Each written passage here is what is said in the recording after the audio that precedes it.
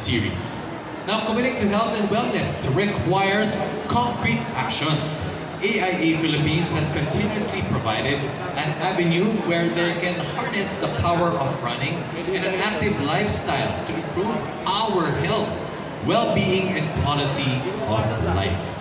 AIA Philippines' mission to empower Filipino families and help all of us actually live healthier, longer, and better lives. Joining us today is the Chief Marketing Officer of AIA Philippines, Ms. Melissa Henson.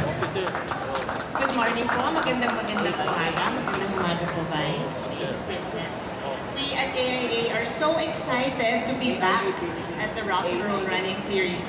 Saya-saya po namin na nandito kami ulit this year dahil po ang purpose po namin sa AIA, as Mix mentioned, is to help people live healthier, longer, better lives. And we are so grateful. Malaki po ang pasasalamat namin sa Ironman Group for being our partner actually since I think 2018.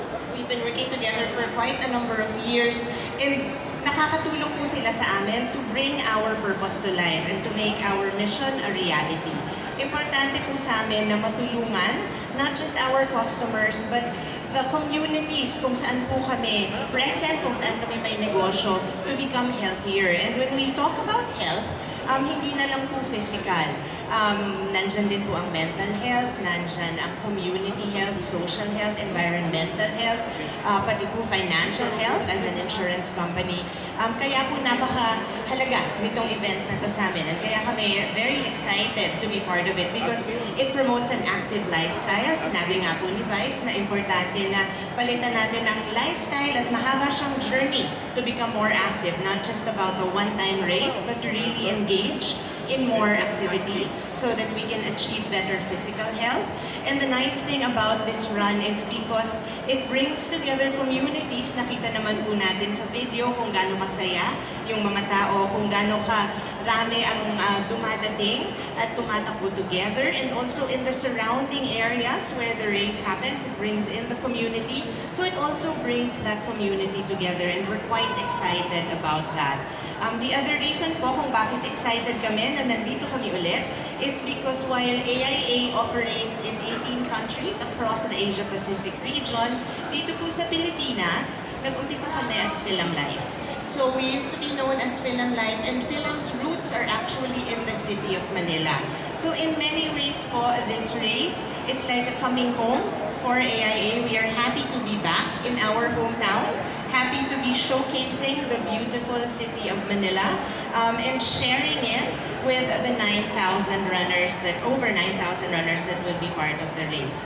Yan po ang third reason na excited kami as we bring our purpose of healthier, longer, better lives to reality. Ang gusto po namin, ang goal namin is matulungan ang 1 billion people across Asia and empower them to make healthier choices. So, na meron pong over 9,000 people participating in this race allows us to touch just that many more lives and help them achieve healthier, longer, better lives. So again, maraming salamat po. Thank you to all of our media partners for being here. And to the runners, AIA will be with you from the start to the finish line, just as we are with you wherever life goes. Thank you. Wherever our life goes, our feet will take us there. Maraming po salamat, Chief Marketing Officer of AIA Philippines, Ms. Melissa Henson. Okay, so now, ito na po ang inaabangan. Actually, di lang po ng ating mga media friends, pero mga runners. Lahat po, sabi nga ng Ms. Princess kanina, kaliwat kanan po ang running events. At isa po sa mga ina-anticipate or inaantabayanan ng mga runners or participants, yung mga medal. Mga medals po, mga finishers medal po natin. And no bias, I can attest to this. This event really presents to you one of the best medals we've seen in the races here in the Philippines. And presenting to you our framed medals for the A6 Rock and Roll Running Series Manila. For a quick photo op, kasama po natin si Ms. Melissa Henson. Ms.